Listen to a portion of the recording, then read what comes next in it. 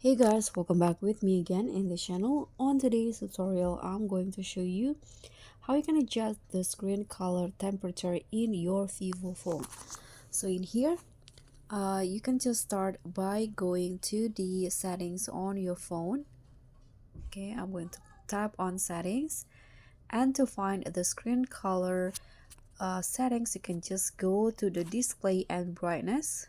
Tap on this and you'll easily spot the screen colors.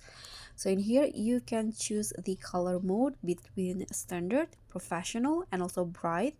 So this is the standard one and this is the bright one. You can see the screen is changed, the screen color, and this is the professional one. It's a little bit warm. So if you want to adjust the color temperature, you can just scroll down here. You can go with default, warm color, or cold color with a little bluish.